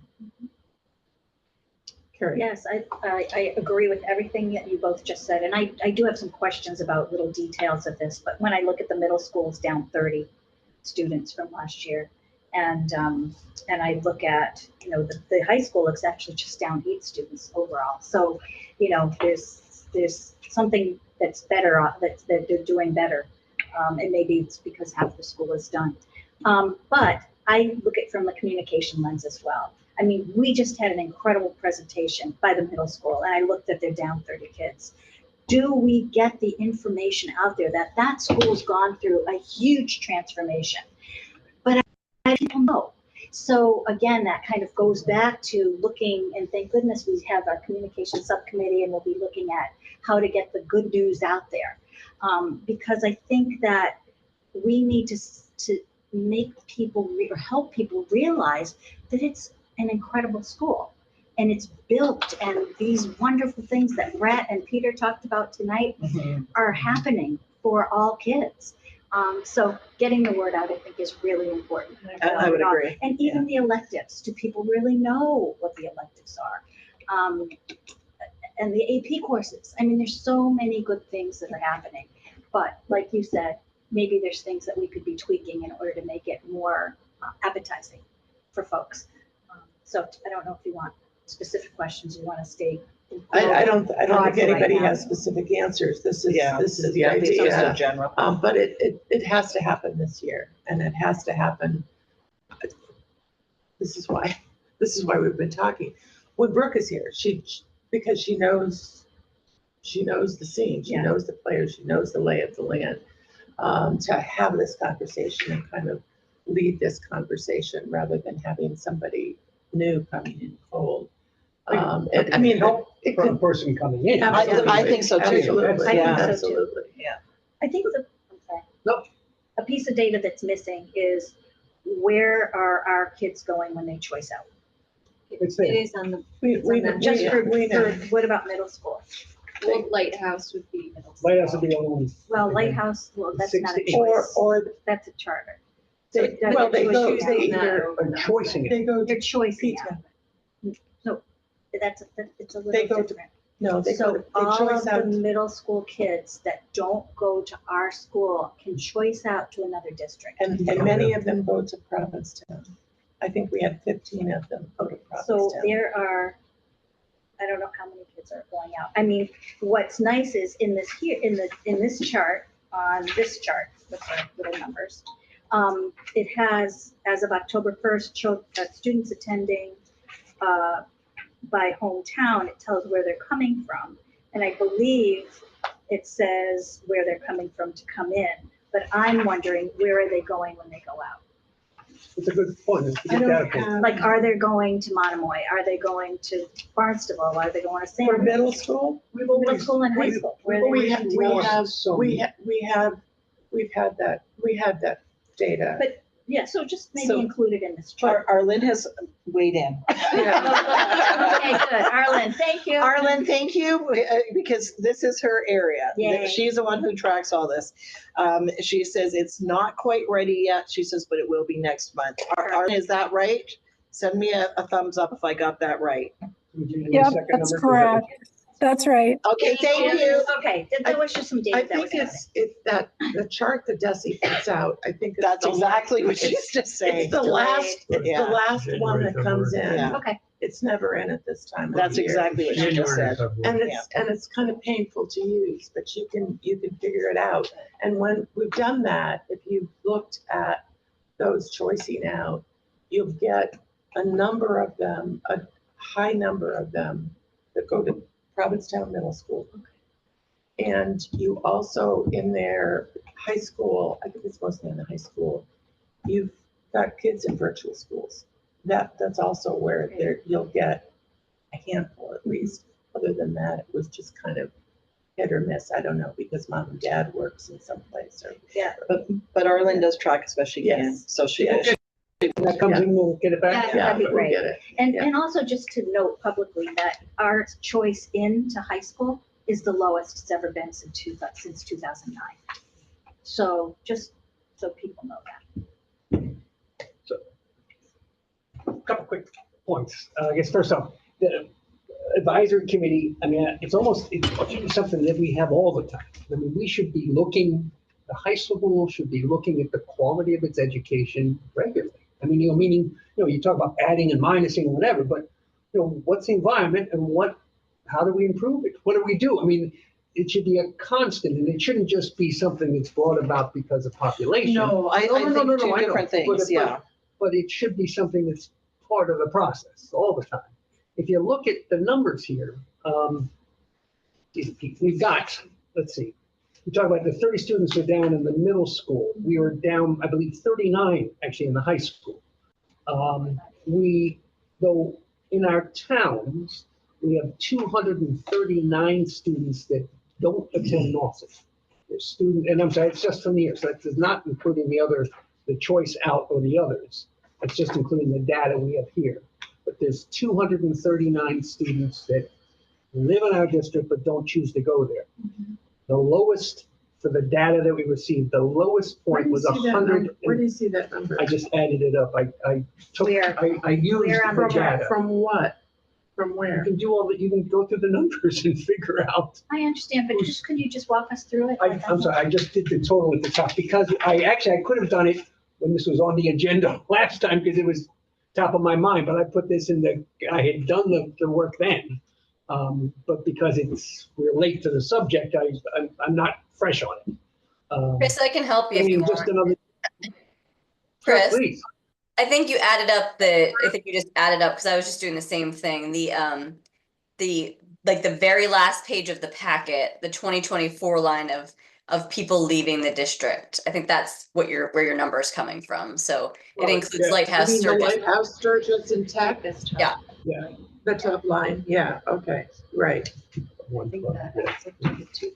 That's my guess. Yeah. But then when you thank you, you're right. My accountant. Oh. But the other point is that you need to note that at the lowest point from the data that we received, 113 students went out. So in there, we've got 20 some odd students that we could get, that could potentially back in our system. You're talking about the choice numbers. The choice numbers are down. I think they're up slightly. No, they're down in the middle school as well. Are you talking kids that choice out of the middle school? No, choice in. Oh, okay. But we don't have what in the choice out numbers. That will be actually this part of the discussion will be helpful to have when we have those numbers of how many kids actually are leaving. So, I mean, the thing is, though, that it appears too often the conversation has been that we are lacking students, that, that somehow there's not enough kids in our neighborhoods and blah, blah, blah. But if you look actually at the elementary schools, they were up, this year, they were up one student from last year. So so kids are coming into the system. We're not, so It's our job to see to it that they understand the quality of education available to them in the middle school and the high school. And much work has been done under Brooke leadership and so forth in both schools that we've got quality going on. So it's, we're moving in the right direction. Plus you've got some negatives, new tech schools, a negative. You've got all these things going on. The high school building project is a negative that's going to keep people out. And when they make their decisions hearing about it, it's a solid decision. They don't come back. So that batch of kids are gone, and you've got to wait for the next round to come through. So I just, and I'm not trying to use it as an excuse, but without a doubt, it is impacting the population of our system. I think in general, this is good news in that populations aren't as low as we thought. We're not standing on school choice, and we've got opportunity to pull students back in. And I think that's a good thing. I think that's a nice summary. Tom? Yeah, Judy did an excellent analysis last year that you presented to the Orleans FinCom. Oh, I did? I did. It was excellent. I agree.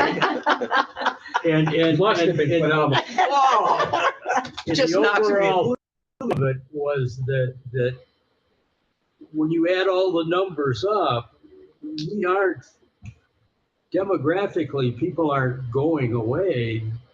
The numbers were holding solid as to the total available students, but they were making choices of going elsewhere. And that movement was what was going around. So what it did was just define what a competitive environment that we are in for students. In my business, as a hotel restaurant, we always looked at it as people showed their satisfaction with your product with their feet. If they stopped coming in, they walked away if they weren't happy with your product. So in some way, shape, or form, I think the track that you want to take us on is great. I think we got to look at it. We also used to do, and I think Judy in her business did the same thing, what you call a SWOT analysis. Mm-hmm. We did it every year to improve our business and to see if we were competitive. It was strengths, weaknesses, opportunities, and threats. And we just would take an in-depth look at how we operated in a very simple way. And we started tweaking those things and looking at what segment of our business we may be alienating or not appealing to. Mm-hmm. We'd say we wanted associations who are rate sensitive, but we were charging them a premium rate. So mm-hmm. Surprise, surprise, we're not getting them. But it's those kinds of things to take a strategic look at that. I just think, I've always said, I think it's great that students here have choices because it's not one size fits all. It's great that they have choices. However, we have to make sure, as Brooke said, that we are meeting the needs of today's students mm-hmm. and their expectations and where they're going. And this takes some self-reflection and takes a look at it, and so I think it's time to do that. Maura. Yeah, just quickly following up on Chris's point, I think as part of this discussion, just making sure we have the demographic data that's appropriate for this age group to make sure we're capturing that too, because as he said, while the population's going down, it's not going down as significantly as some people are talking about. So I think it's an important data point to include when this discussion is happening. So just on the subject of population, 3 of our towns, don't ask me why I went and looked at this, 3 of our towns, except for Wellfleet, have about the population as they had in 2000. Mm-hmm. And 2000 to 2020, interesting. More or less the same, little bit more, but few hundreds. It's more or less the same. Wellfleet has grown. So we then need to break that down and to look at the age level groups, because if this is staying the same, but the kids are going down, it's getting older. And what I've always said is, you know, we're going to find ourselves to be communities of old people and tourists, and you're not going to have anybody that's going to support that group, because the tourists aren't going to be providing support for the old folks, and the old folks aren't going to be up there, you know, catering to the tourists. Bigger highways to bring them in. There you go. than we have already. So this is the group that we need, and we need to keep them here and not have them have the support travel over the bridge. Yeah. Yeah, I just, so just a quick comment on that. I think two things. First of all, I would totally agree with you on this comment. In fact, Gail Breer and I are having some other discussion today. You need this age group with the children through the schools for the vibrancy of your communities. You don't want to lose that. And so it's just critically important. I also think that Carrie's earlier point, and I know that we've had, certainly Judy, Chris and I have had this discussion on a number of occasions, the notion of putting information out, but sometimes it's just not being received, right? And so I think getting back to Carrie's point, sometimes I wonder if we're not using the right vehicles, yeah, the right tools. And just to give an example, you know, and in my previous life, it was nothing for me to have 1,000 followers on Twitter. Here, I couldn't get beyond like 30. It's just a different vehicle, and people were saying, "Well, we don't." Communities. Well, not especially not now. But I mean, Hey, no politics. No politics. No, but I mean, I'm just saying that there's a difference between the communities, and I remember sitting in Brewster at a Brewster meeting and saying, "We use Facebook." Okay, so I thought. I just came in thinking Twitter was what we would be using. And so I do think there's a lot to be said about taking an in-depth look at our communication and how we're doing it, the vehicles we're using. So I think that ties in nicely with this. But then I also think the graduation requirements, getting the proper message out, like the panorama, the work that we're doing with Panorama is just wonderful. And parents need to know that this is happening. You know, so I think this is part of a broader, for me, this is part of a broader picture right now. This is a piece. Yep. Okay, anybody else? A quick point on that. A lot of discussion goes on the sidelines of soccer games and whatever. Really?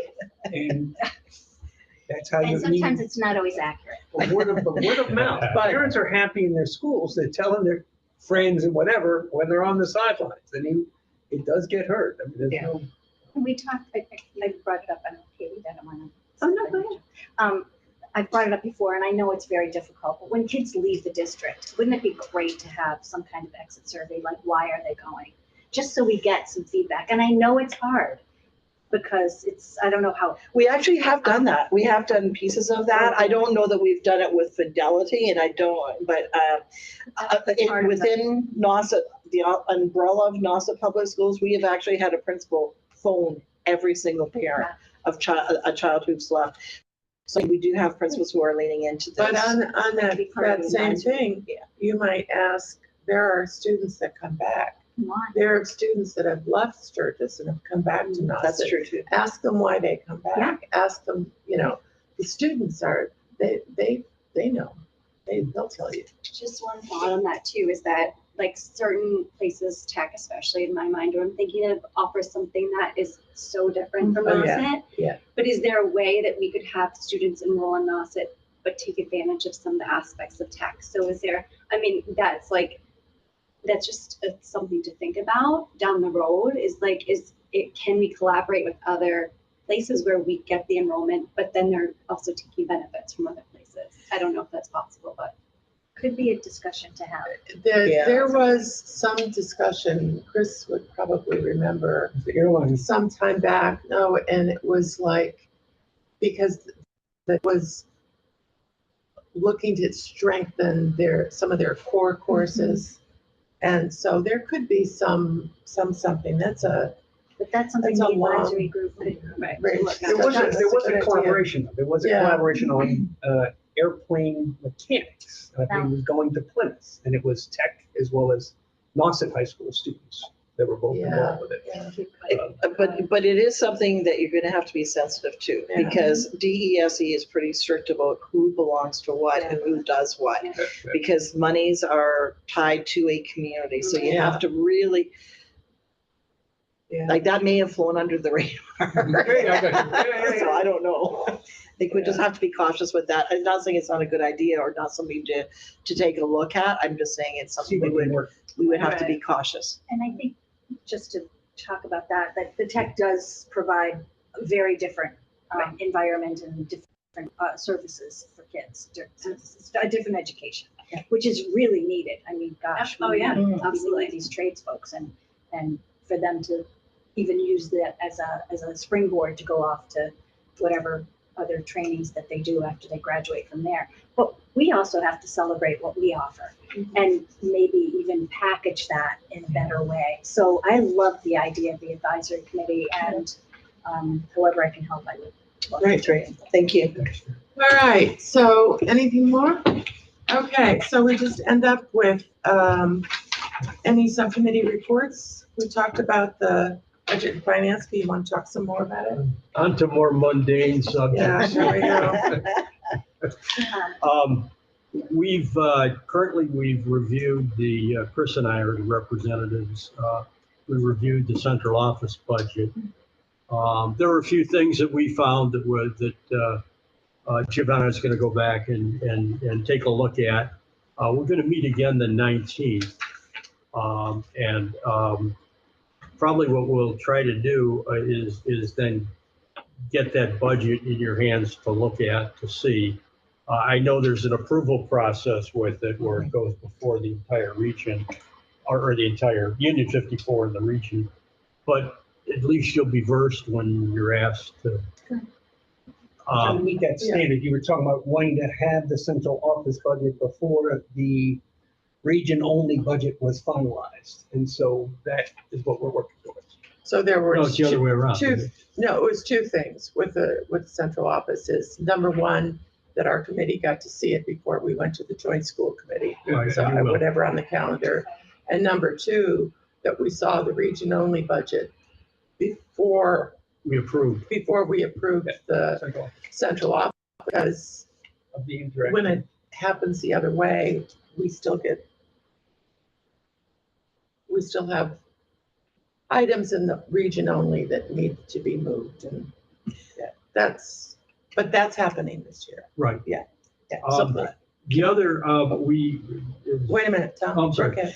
Sorry, if I can just weigh in on that so a couple of things again, just to put this, and not to be the naysayer, but just to put it on the table, keep in mind that we don't get a lot of numbers. Our numbers, the true numbers, the real numbers that we're going to have to run with until January or early February.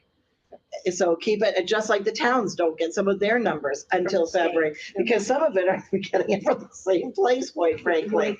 Between the chapter 70, which will come at the end. I mean, right now, all we're plugging in there is our best educated guess. But the chapter 70, the insurance, all of that was at the end of January and early February. So keep that in mind. That's the first thing. The second thing is we are looking seriously at some things that have for years, like we're talking over 30 years, being in a budget that we're kind of questioning right now. And so we are taking some actions right now to look a little deeper into that and see if there's a better place to house those things. I don't know what the answer is as I sit here tonight, but one of those things is, I know, Carrie, you and I have had this discussion, Judy, you and I have, Tom, you and I have, about pre-K. Is it really in the best place? I don't know if it's in the best place. And so, we are looking into it. We are reaching out to DESE and EEC, because that's really where pre-K falls, is under EEC. Keep in mind that in the Commonwealth of Massachusetts, there are 3 branches of educational government: higher ed, DESE, and EEC. I'm sorry, what is it? Early education. Yeah. And EEC Center, I think it's Center. And EEC really is the one where all of the younger kids stuff is dealt with. So I don't know where this is going to land, but we are reaching out, like as I speak with both DESE and EEC on this one topic. But that just gives you an idea of some of the background work that we're still trying to push forward to see if we can. I don't know if we can do it all this year, or if we can do some of it this year, but we're certainly working hard to make sure there's clarity around some of those things. Well, I think, the key point to it all really is, it's not so much where it appears, but that it's identified and it's an actual amount. And it's in one place. Well, in the past, so everything got just kind of fluffed into everything. So we're paying all these people's pensions, all these people's healthcare, and identified as who they are and who's getting paid. Yeah. And so I think that's important, because it's much more difficult to defend a budget and a budget increase when you're not really looking at what cause those increases. Yeah, I agreed. And I think that particular line has been a line of question for, again, long before I came here. So I think it's just one of those things I'm trying really hard to tidy up. I just don't know whether I'll get there or not, but we've got action happening. And I think I just want to make it clear that just because you're talking about where things are in a budget doesn't mean that it has anything to do with the quality of the education that's going on. Oh, nothing to do. This is so I pure just want to management. separate that. Yeah, it's purely management. Program has nothing Yeah, to and do housekeeping. with where is the money coming from, where is it going, and where is it? No, thank you for doing that. Yeah. With all of things we're talking about. Sorry, thanks, Tom. Okay, Tom. Thank you. Continue. There you go. Thank you. You saved me some airtime. Yeah. No, I think too much airtime. It was, we'll go over it again. It was, we had a great session with Matt and his team and the administrators. Everybody came prepared, and it was very collegial. But we stuck to business. Right now, I'm in the process of putting questions. I did them. I just have to get them out. That stemmed at the budget, that were concerns of both administration and the subcommittee. What we plan to do is get the draft in your hands sometime, hopefully next week, with the minutes from the meeting, so that you can follow along and see what was discussed. And I'll probably put the questions that we asked, our probing, in our portion of it. I'm always open to hearing more back from the team on questions down the road, because we will meet hopefully December 16th and kind of get our arms around all of that, and be in a real good position to make whatever decisions we need to make at that point in time. But the team did just a wonderful job, and the subcommittee group, was great in helping develop. Everybody's had their hands on this and had input, very valuable input. We're hoping to continue to see great results from it. But thank you very much. Yeah, great job. So Does everybody have any questions? I just had a quick question about the minutes. So will those be posted on the website so folks can look at those? No, they're always posted. We haven't had our budget and finance. Haven't. No, I don't think so. I don't think they've been posted for a while. They're always accessible. They're always available. We have to find a place to put them. All the subcommittees haven't gone up on the website. Yeah, we've got so many. I was talking about Ireland today. So many. Yeah. But this is important So information. that's something that we should take a look at. Yeah. It's just part of the communication. Yeah. Yeah. Okay. Okay, good. Anybody else? Any other subcommittees? The Superintendent Search Committee has been meeting. We meet again on Monday. The survey has closed. We received 250 some responses.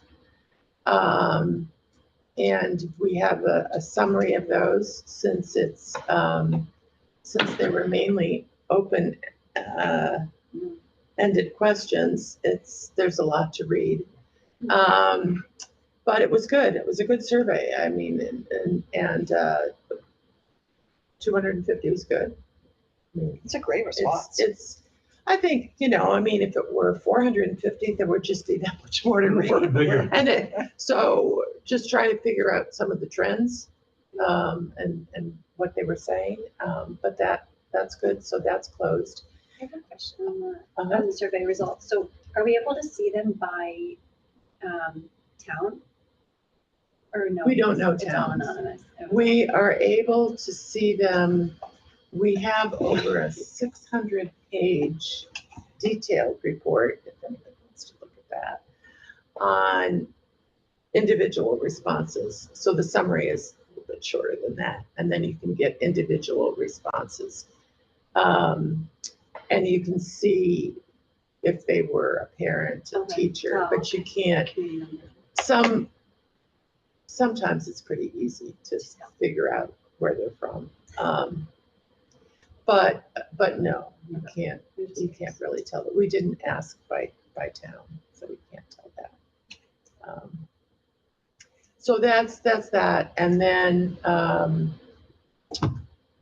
we meet again the following week. Applications close next week, December 16th.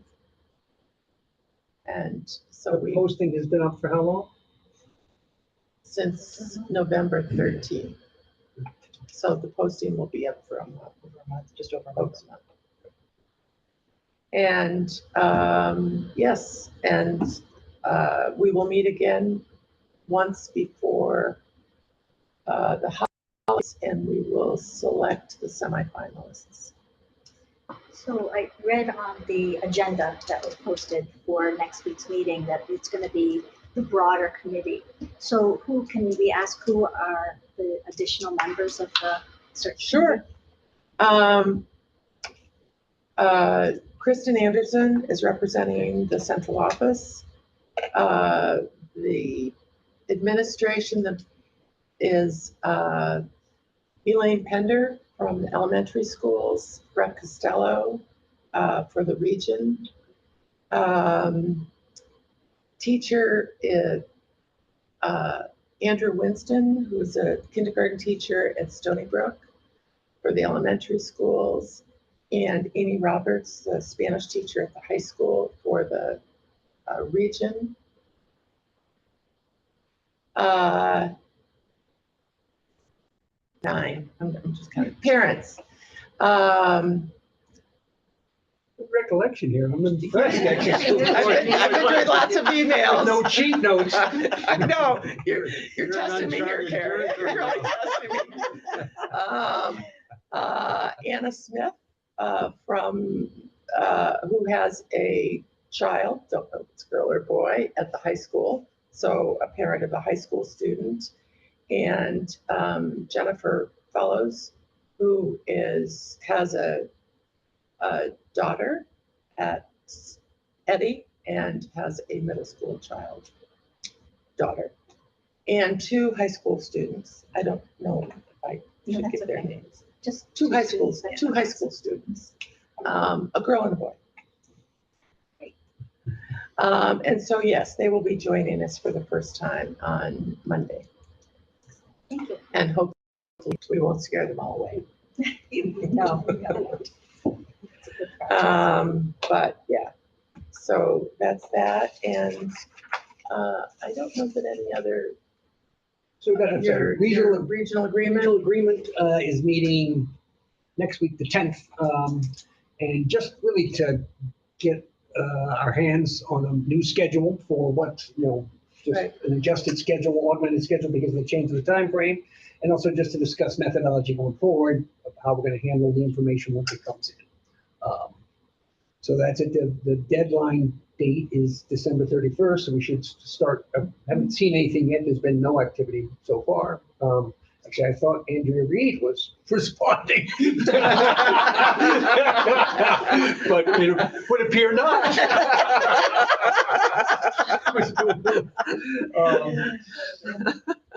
So let's see. We have capital asset subcommittee met also, and we dealt with a range of topics, dealing anywhere from the track at the middle school to a building at the high school for all the equipment that they have. And so there's all of those things with plans in place, as well as also, I'm sorry, the sale of the trailers. What's moving on those? And I'm sorry, I will give a more complete update. I meant to bring my agenda so I could bang, bang, bang, and I did not. I apologize. So I will give a more complete rundown at the next meeting.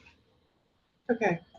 Also, the Transportation Subcommittee is still meeting, still gathering information. I think a clearer report on where we're going will come out by January. But right now, really gathering information on buses, maintenance, et cetera, et cetera, et cetera. But I think we're good for now. Our bus fleet is fine for now.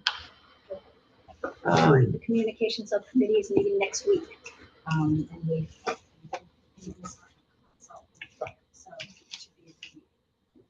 I think that's about it.